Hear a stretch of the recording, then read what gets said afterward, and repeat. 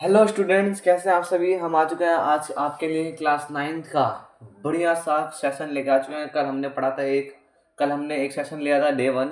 उसमें हमने ज्योग्राफी और हिस्ट्री के क्वेश्चन सॉल्व करे थे, जो कि हमारे एग्जाम में बहुत ही ज़्यादा हेल्पफुल हो चुके हैं, ठीक है, हो सके हैं।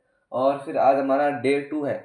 आज हमारा डे 2 और डे आखिरी भी है। उसके बाद हम मिलेंगे सीधे 10th क्लास में। आपके साथ मिलेंगे सीधे हम अगले 9th क्लास के जो बच्चे होंगे उनके साथ हम मिलेंगे।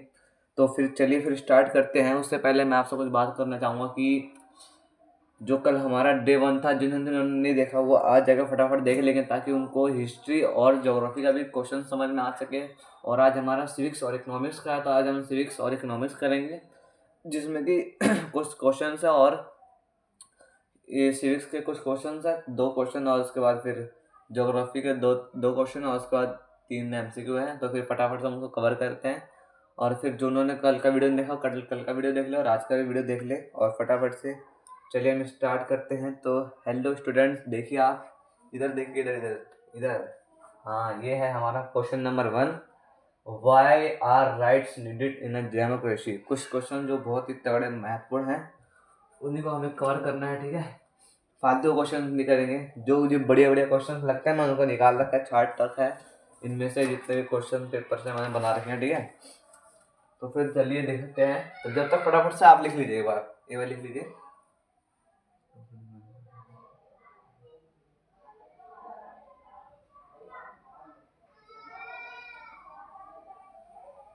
देखिए, why are rights needed in democracy. Right democracy की हमें जरूरत क्यों है, डेमोक्रेसी की हमें जरूरत क्या है, क्यों है। देखिए, राइट आर डेमोक्रेसी जरूरत हमें इसलिए जरूरत है क्योंकि they protect citizen for misuse for power the government. जितने भी ये प्रोटेक्ट सिटीजन जो हम चुनते हैं उनको, वो मतलब मिसयूज होकर ना चुने, मतलब वो गलत पावर में ना आए, गलत तरीके से ना चुना जाए। इसीलिए हमें डेमोक्रेसी की जरूरत है, ठीक है। They are ensure equality and freedom for all peoples. हमें हमें वे सभी लोगों को समानता और स्वतंत्रता का सुनिश्चित अधिकार मिलना चाहिए। They are help people express their views and participate in governance. हर एक जो व्यक्ति है वो गवर्नमेंट में पार्टिसिपेट लेना चाहिए उसको, हर एक चीज़ को हमें अपने पढ़ाई में, ताकि जो कोई भी व्यक्ति है जो कि हमें गवर्नमेंट बना रहा है वो दुरुपयोग करके ना बना सके। वो एक डेमोक्रेसी इसलिए काम होती है, ठीक है। The ensure equality and freedom for all people. सारे लोगों के लिए, सारे लोगों को समानता का अधिकार मिलना चाहिए और स्वतंत्रता का अधिकार। They are help people express their views and participate in governance. हर चीज़ में वो गवर्नेंस में पार्टिसिपेट करना चाहिए, हर चीज़ में, ठीक है।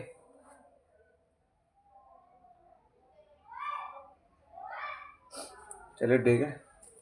इसका है दे आर हेल्प पीपल। जितने भी लोग अपना मदद करते हैं, जो शासक या फिर कुछ अपनी बात रखने के लिए, वो बता रखा है इसमें, ठीक है। ये कुछ 3 पॉइंट थे जो कि हमें क्यों जरूरत है डेमोक्रेसी की, वो हमें बता रखा है, ठीक है। तो फटाफट से इसको नोट करिए। चलिए हम बढ़ते हैं अगले क्वेश्चन की तरफ, ठीक है। नोट कर लीजिए एक बार इसको।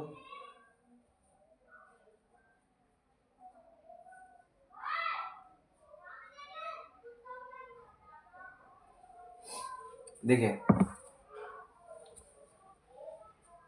दूसरा क्वेश्चन देखते क्या है।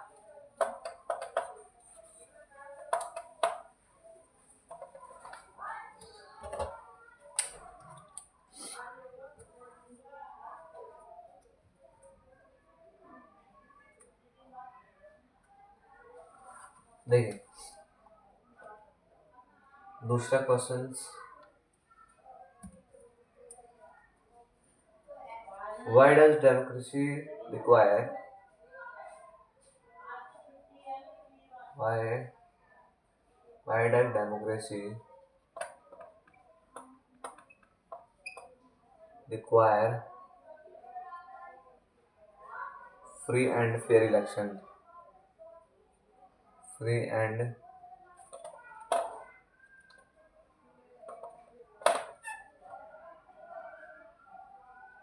फेयर इलेक्शंस, ठीक है। यहाँ पे है ऑप्शन, मतलब आंसर है, क्यों हमें जरूरत है, पॉइंट्स में लिखना है। पहला पॉइंट ये था हमारा,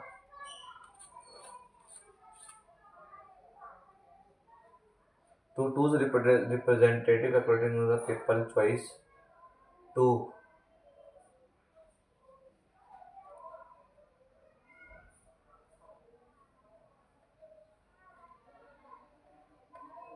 choose representative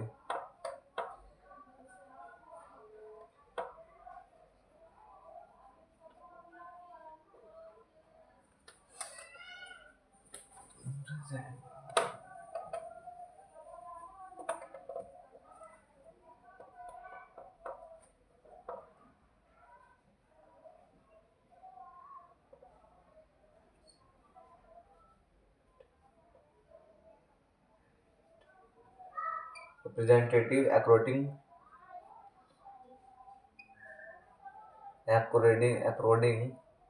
people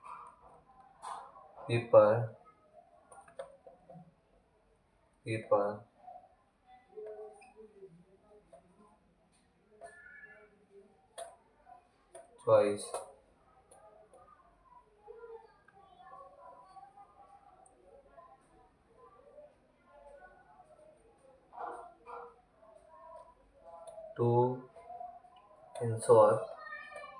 to ensure equal opportunity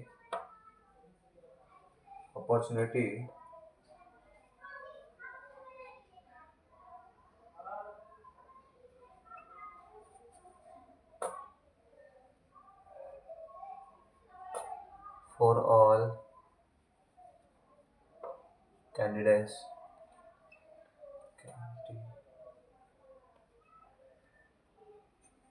ये तीसरा पॉइंट हमारा क्या बोल रहा है, to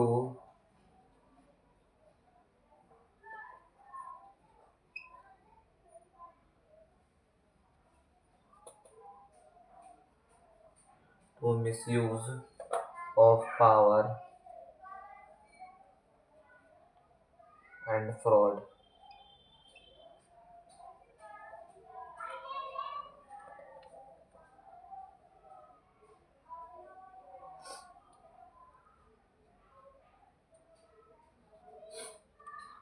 To make the government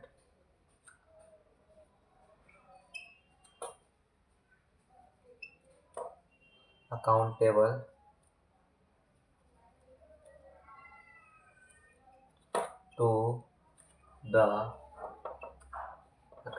to the people. ठीक है, ये कुछ क्वेश्चन थे, उसके आंसर मैंने लिख दिया यहाँ पे। ठीक है, ये नीचे वाले सारे आंसर लिख लीजिए इसको पहले।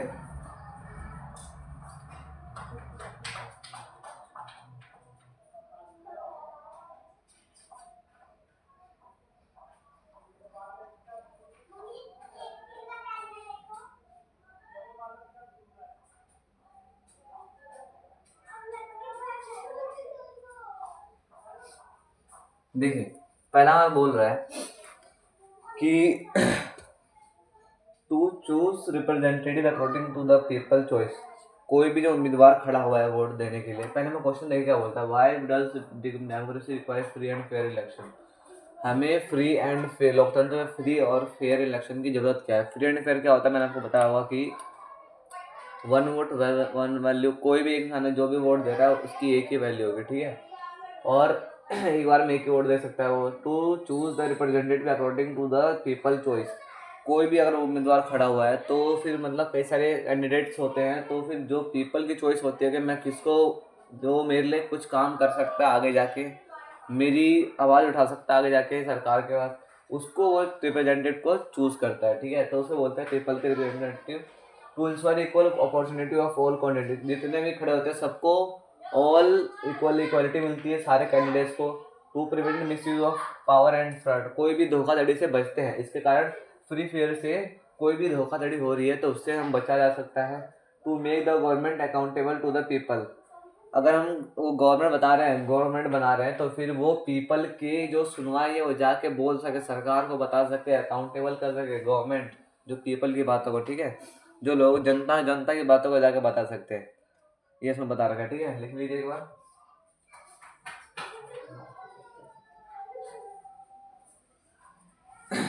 जो सरकार होती है वो जनता के विरुद्ध तो जवाबदेह हो सके, इसके बारे में हो सकता है, to the make of government. ठीक है, लिख लिया आपने इसको। इसके इतने क्वेश्चन थे, बस दो बढ़िया क्वेश्चन, दो ही थे बस बढ़िया वाले।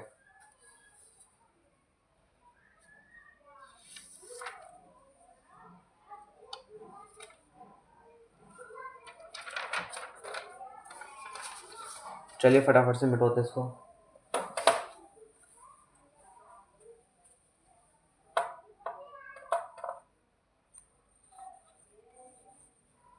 अब हमारा यहाँ पे आते हैं इकोनॉमिक्स, फटाफट से।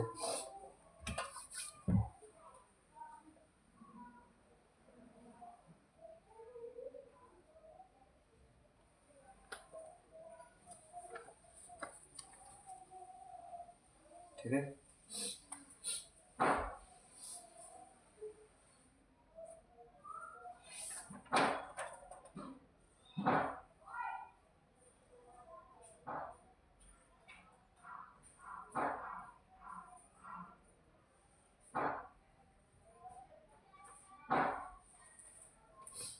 ठीक है, चलिए आगे बढ़ते हैं हम।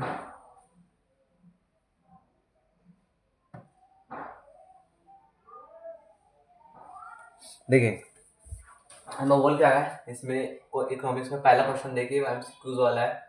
पहला क्वेश्चन हमें क्या दे रहा है, which which of the flowing institutes which of the flowing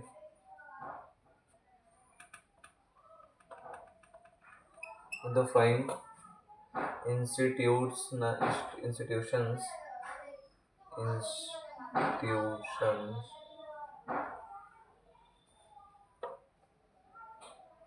prepare buffer stock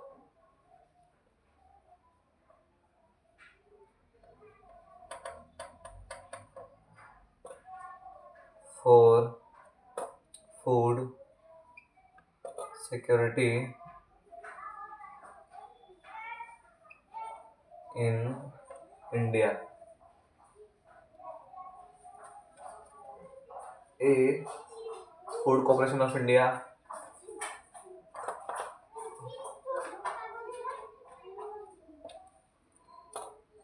Corporation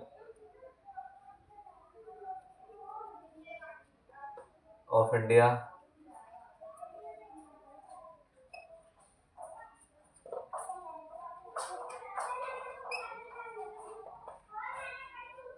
B क्या हमारा reserve bank of India,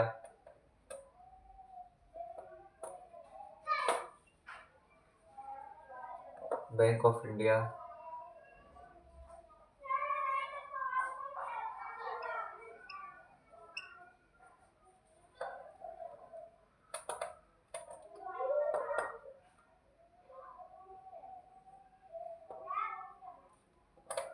Indian consumer right,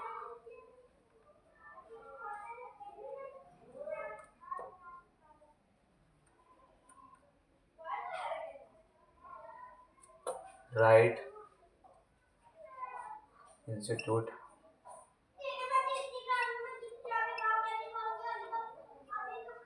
ये डी क्या हमारा पब्लिक डिस्ट्रीब्यूशन सिस्टम,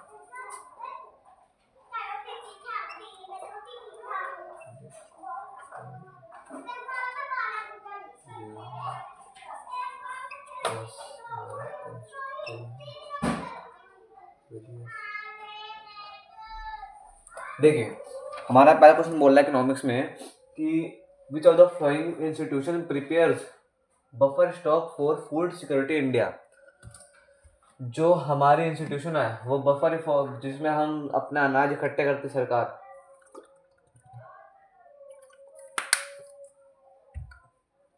जिसमें सरकार अनाज इकट्ठी करती है, गेहूं, चावल, चीनी, एकदम बड़ा सा वो क्या बोलते हैं बफर स्टॉक टाइप का गोदाम होता है, उसके अंदर सारी चीजें इकट्ठा करती है जो हमें देना होता है, जो सरकार हमें देती है। Buffer stock food security in India कौन सी है, फूड सिक्योरिटी इंडिया कौन सी है वो बताइए इसमें से, बफर स्टॉक में जो इकट्ठे करती है किसके द्वारा कराया जाता है, बताइए बताइए बताइए। तो इसका करेक्ट ऑप्शन होगा ए, FCI के द्वारा, फूड कॉर्पोरेशन ऑफ इंडिया, जो उन अनाजों को इकट्ठा करके फिर उनको जो ग्रामीण क्षेत्र या फिर जो शहरी क्षेत्र में जो जितने भी डिस्ट्रीब्यूशन वाली जो दुकान होती है, ये PDS, पब्लिक डिस्ट्रीब्यूशन सिस्टम के पास भेजती है, फिर वो लोगों को बांटते रहती है, जिसको हम बोलते हैं PDS की स्कीम भी है, पब्लिक डिस्ट्रीब्यूशन सिस्टम, जहाँ से अनाज, जिसमें गेहूँ चावल चीनी मिलता है, ठीक है, वो हो गया हमारा। और जो इसको देती है वो हो गया food corporation of India, FCI के द्वारा लिया जाता है, ठीक है। ये हो गया हमारा पहला क्वेश्चन। चलिए हम बढ़ते आगे, लिख लीजिए इसको। हम बढ़ते हैं फिर आगे क्वेश्चन की तरफ। सेकंड क्वेश्चन नंबर है क्वेश्चन नंबर, ठीक है। क्वेश्चन नंबर सेकंड पे आ जाइए।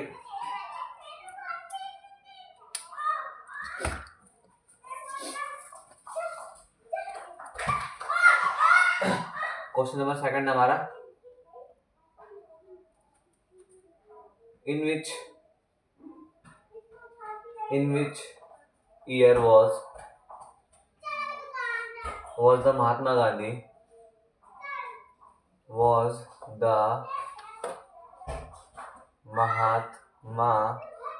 Gandhi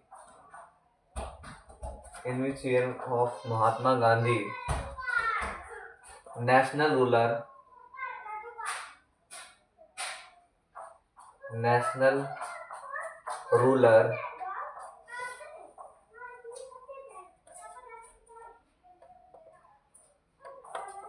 employment guarantee scheme, rural employment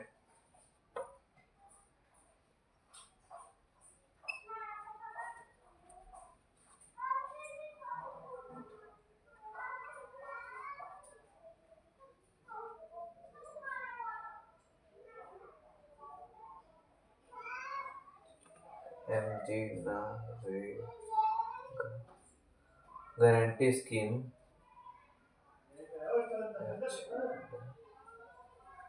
launched।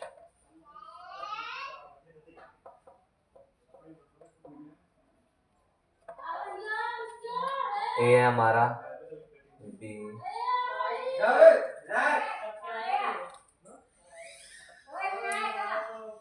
2000 में, बी है हमारा 2005 में, सी है हमारा 2010 में, और डी है हमारा 2015 में, ठीक है। क्वेश्चन नंबर थर्ड आता है हमारा, फिर यहाँ पे इंक डाल दो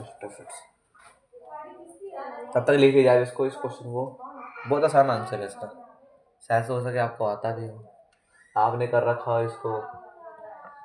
ये स्कीम वाला जो चैप्टर था ना, पॉवर्टी लाइन वाला, नहीं, फूड कॉर्पोरेशन ऑफ, इसका क्वेश्चन, गरीबी एक चुनौती है, उसमें गए। हो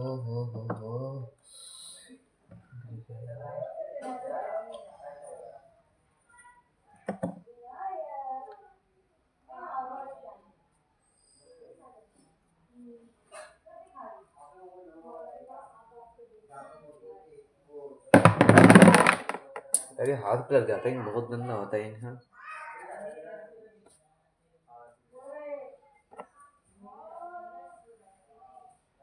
चलिए शुरू करते हैं फिर।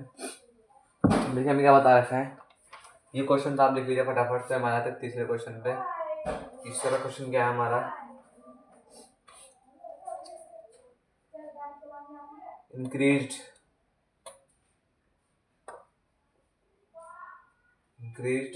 Production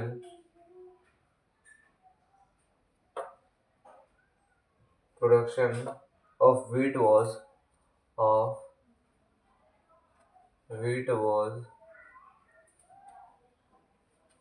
was the impact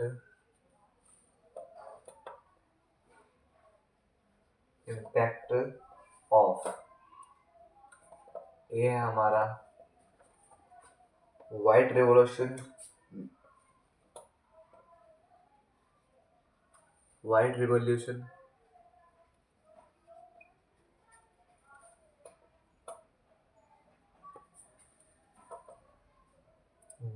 revolution,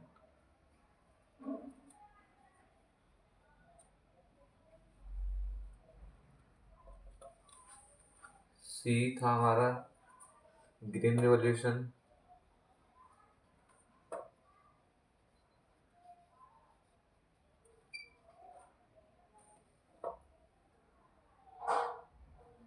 D है हमारा D pink revolution,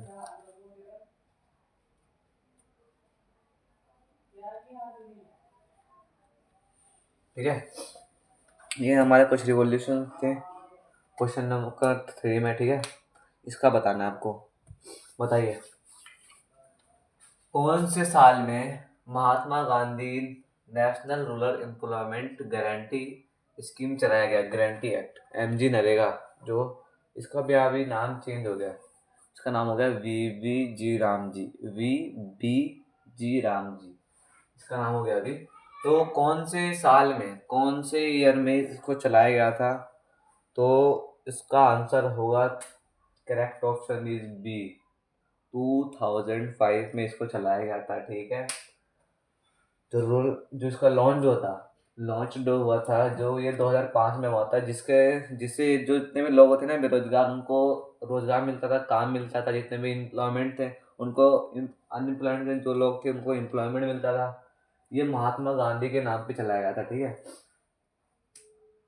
increase production of wheat was the impact, कौन जो वीट जो था, जो गेहूं था, वीट, वो कौन से रिवॉल्यूशन से है? तो वो है, इसका वाइट नहीं होगा, ब्लू नहीं होगा, green. Green is the correct option, is C.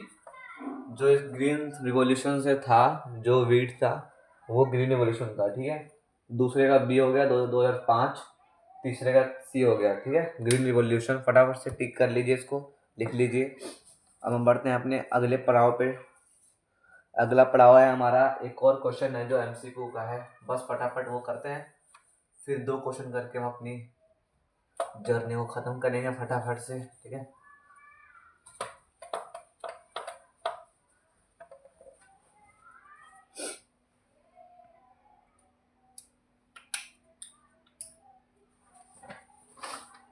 Question number कितना था पीछे? चौथा क्वेश्चन में आते हैं हम, चौथा क्वेश्चन में इंक्रीज्ड, गलत, चौथा है हमारा, which of the following is not case of poverty, which of the following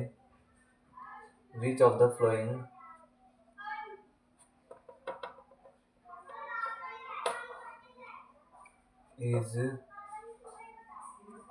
not case of poverty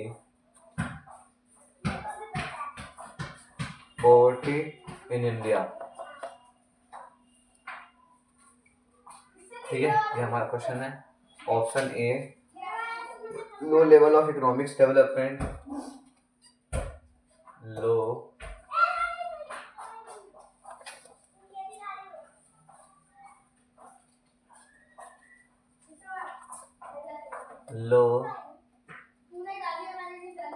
level of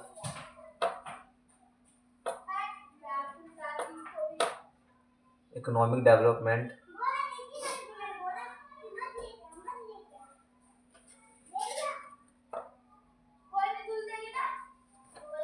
growth of large scale industry, growth of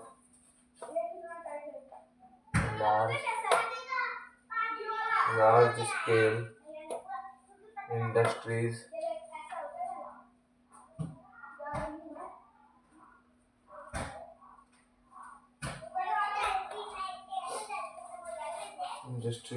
सी है हमारा high growth rate of population,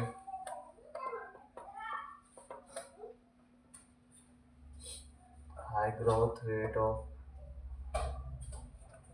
population,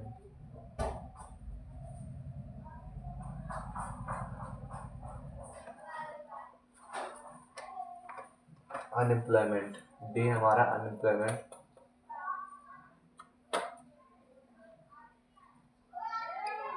ठीक है, फटाफट से इस question को लिख लीजिए।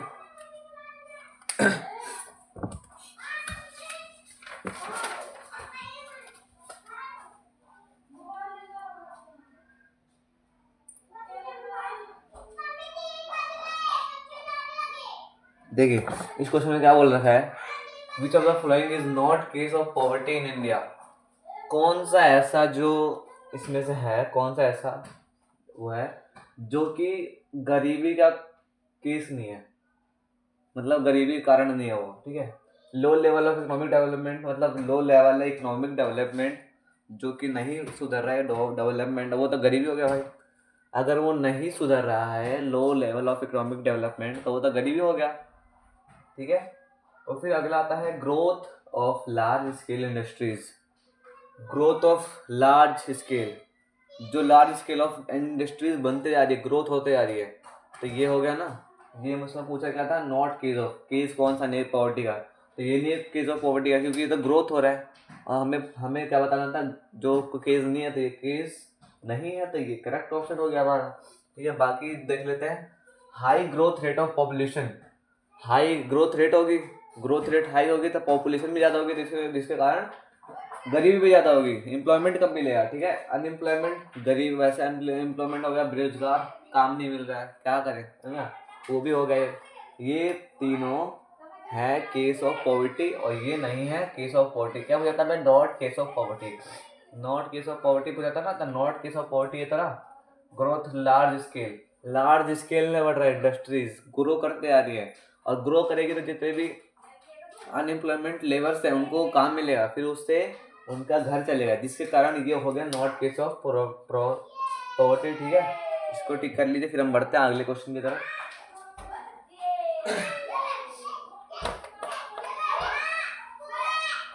ठीक है, ये हो गया हमारा। हम बढ़ते हैं अगले पड़ाव पे। अगला हमारा क्वेश्चन जो है वो है पांचवा क्वेश्चन। पांच क्वेश्चन हमारे, पांचवा क्वेश्चन है। ठीक है, क्वेश्चन क्या बोल रहा है, suggest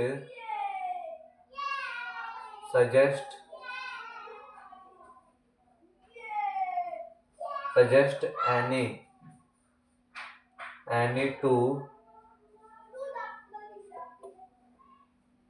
measure to remove poverty।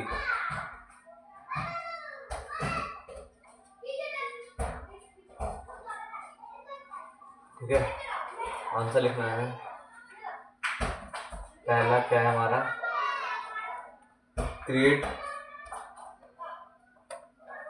Create more employment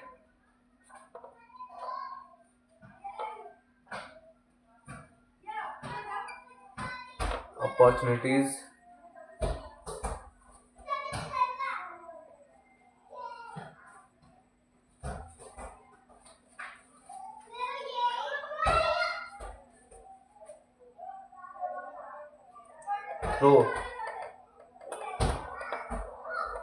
through industries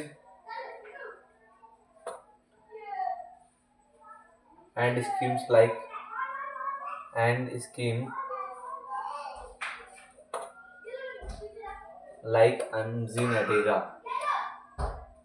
MNREGA NREGA.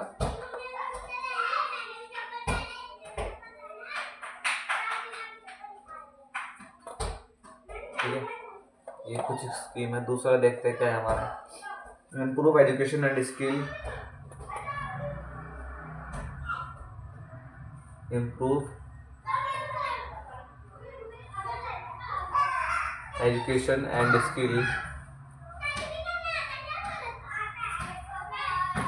Development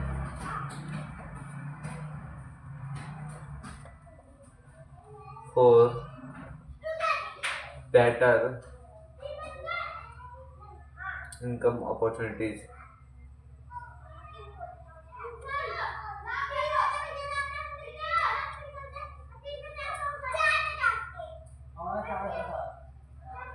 ठीक है, ये लिख लीजिए इसको फटाफट से। एक क्वेश्चन इसके बाद और है।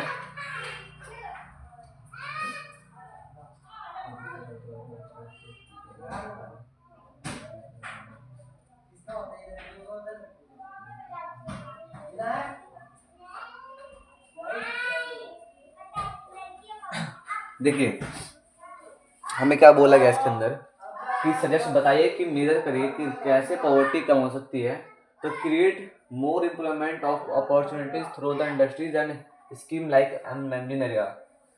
ये जो एम्प्लॉयमेंट की बात चल रही है यहाँ पे, जो इंडस्ट्रीज है, ज़्यादातर जो इंडस्ट्रीज होंगे उसमें कई सारे लोग जाएंगे काम करने के लिए, ठीक है, उनको फिर एम्प्लॉयमेंट मिल जाएगा, तो उससे वहाँ से गरीबी कम हो जाएगी, ठीक है। दूसरा स्कीम है एमजी नरेगा, मनरेगा या फिर एमजी नरेगा, उससे भी उसमें भी एम्प्लॉयमेंट मिलती है। तो ये स्कीम से हमें एम्प्लॉयमेंट दूर हो सकती है, रिमूव हो सकती है, पॉवर्टी से हम निकला सकते हैं, ठीक है। तो क्रिएट मोर एम्प्लॉयमेंट, ज़्यादा एम्प्लॉयमेंट होगा opportunities of the through the industries से स्कीम लाइक एमजी नरेगा या फिर मनरेगा से, ठीक है। दूसरा क्या है, improve education and skill development for better economic opportunities. ज़्यादा शोध होना चाहिए और इम्प्रूव एजुकेशन एंड स्किल, जो ज़्यादा आयु के हो चुके हैं उनको एजुकेशन में ज़्यादा बेटर होना चाहिए, एजुकेशन अच्छी मिलनी चाहिए, एजुकेशन में सुधार होनी चाहिए, शिक्षा में सुधार होना चाहिए और अपॉर्चुनिटीज़ भी ज़्यादा होनी चाहिए, ठीक है। ये क्वेश्चन हमें ये बताता है कि गरीबी कैसे कम हो सकती है, ठीक है। ये हो गया हमारा क्वेश्चन। हम बढ़ते हैं अगले क्वेश्चन की तरफ, छठा question and last question.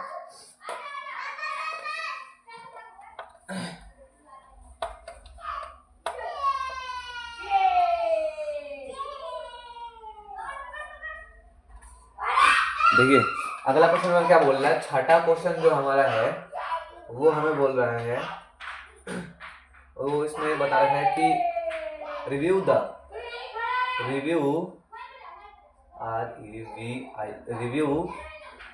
Policies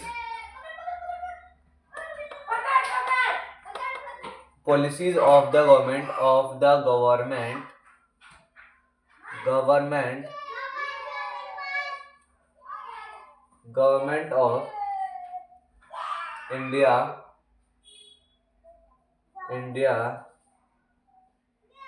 government of India for food security,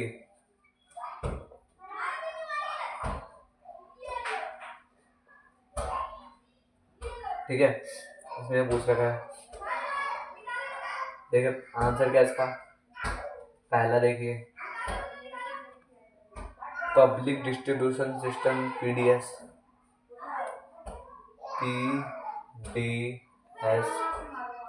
ठीक है। ये क्या है,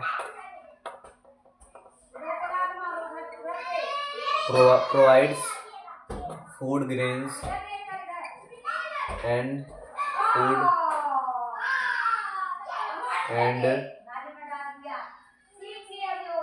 एट सब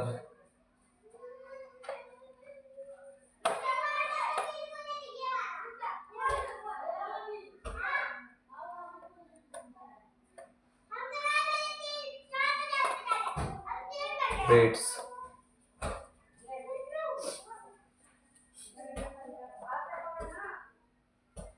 दूसरा क्या है,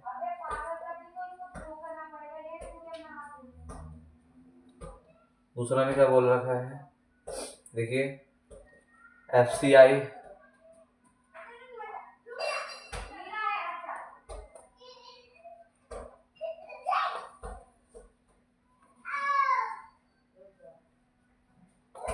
by FCI stores food grains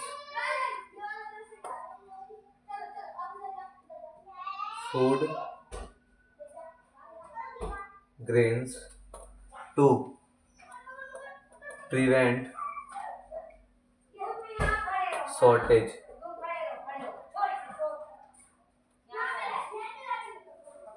ठीक है। दो हो गया, तीसरा लिखते हैं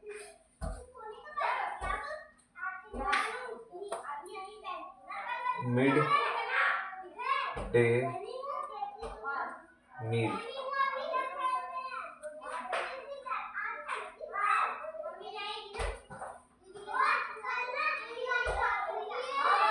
स्कीम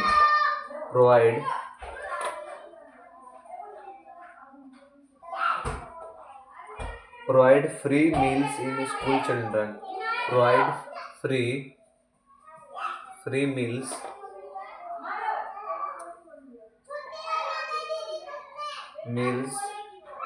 to